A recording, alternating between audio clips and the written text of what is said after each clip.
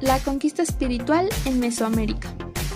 Fue un proceso en donde eliminaron la cultura y religión de los pueblos mesoamericanos y los obligaron a adaptarse y respetar las nuevas religiones impuestas por la Iglesia. Esta conquista comienza en Mesoamérica, que ocupaba los territorios de San Luis Potosí, Sonora hasta Guatemala, El Salvador y Belice. En 1523 llegaron los frailes de las órdenes mendicantes, franciscanos, dominicos y agustinos. Tuvieron como misión el proceso de cristianización e hispanización de los indígenas. Para ello, destruyeron todo rastro de su antigua religión, aprendieron sus lenguas, hicieron gramáticas y vocabularios, construyeron iglesias, hospitales, conventos, escuelas, bautizaron y predicaron. Pocos de ellos defendieron a los indios de los malos tratos de los españoles, llevando a cabo una conquista ideológica, imponiendo nuevas creencias a los pueblos sometidos, para evitar que se rebelaran en contra de los conquistadores. Franciscanos. Orden mendicante católica fundada por San Francisco de Asís en el año 1209. Conforman en sentido estricto un conjunto de órdenes religiosas mendicantes relacionadas entre sí. En el marco de la Iglesia Católica arribaron a la Nueva España entre los años 1523 y 1536. La labor misional en la Nueva España que motivó a estos tres franciscanos fue ganar creyentes para compensar las ánimas perdidas en Europa con motivo de las luchas de la reforma religiosa. Su preocupación principal fue la de evangelizar a los nativos de estos nuevos territorios. Fueron los primeros que se interesaron por introducir un nuevo conocimiento. Dominicos.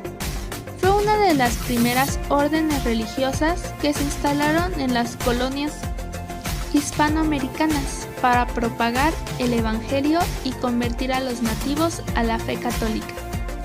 Llegaron a América en septiembre de 1510.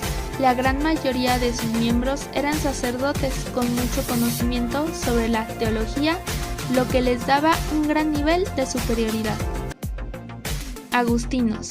En 1533, 7 agustinos, guiados por Fray Francisco de la Cruz, iniciaron su labor misionera. Trabajaron con dedicación en la enseñanza, comprendiendo su necesidad para la evangelización, y en 1537 tenían en México un colegio en el que, con la doctrina cristiana, se enseñaba a leer, escribir y gramática latina. En 1540 fundaron un convento y colegio de Tiripitío en Michoacán. Algunos consideran que fue la primera universidad de México. Fundaron escuelas en Texcoco en 1526 y en Tlatelolco. Para implantar la religión acudieron a diversos métodos como el dibujo, el canto, el teatro, la música, el buen ejemplo, la pobreza y el trabajo. Tradujeron a las lenguas indígenas los principales textos del cristianismo. Centraron su trabajo en los jóvenes y los niños, con la certeza de que el indígena es el mejor instrumento para lograr el catolicismo. Difundieron diversas prácticas religiosas como el bautismo, la asistencia a misa, el culto a los santos, normas cristianas para la sexualidad y el matrimonio. Usaron diversos mecanismos ideológicos para adentrar a los nativos al cristianismo. La inclusión de artes plásticas como templos o parafernalias, usando elementos de la naturaleza, ya que estos estaban relacionados con antiguas culturas. Incorporación de arte manierista y barroco en edificaciones cristianas como la iglesia. Relación entre las religiones facilitó aún más el cristianismo, ya que hubo una mezcla de elementos como el sacrificio humano usando santos martirizados, corazones sangrantes o Cristo crucificados. Todo esto con el objetivo de facilitar la incorporación de los indígenas al nuevo mundo.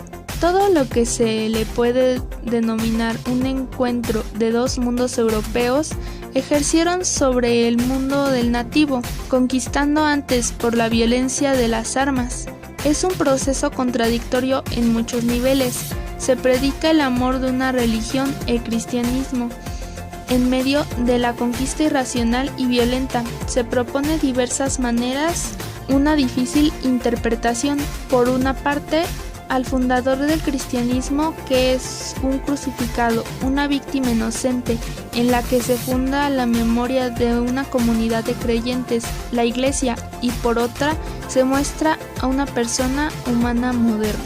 Las sociedades mesoamericanas no van a estar de acuerdo con estas religiones, no se van a dar por vencidos y van a luchar por su cultura con el objetivo de transmitirlas para que en generaciones futuras se recuerden a estos dioses que han ayudado al desarrollo de las culturas y consagrar su identidad.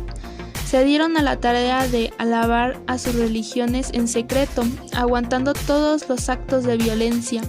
Ellos seguirían luchando por su cultura, pero al final de cuentas, los españoles ganaron e impusieron el cristianismo en Mesoamérica. Destruyeron la antigua religión, olvidando así sus raíces, sus dioses y sus culturas.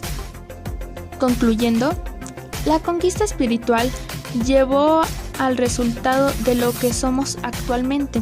Alabamos a un solo Dios creador del universo, a la Virgen María, hablamos el mismo idioma que los españoles. Prácticamente somos como ellos, a diferencia que nosotros tenemos variaciones, mezclas de nuestra antigua cultura con la de España, diferentes tradiciones que todavía siguen preservando esto que nos distingue de los demás, porque todavía conservamos nuestras tradiciones.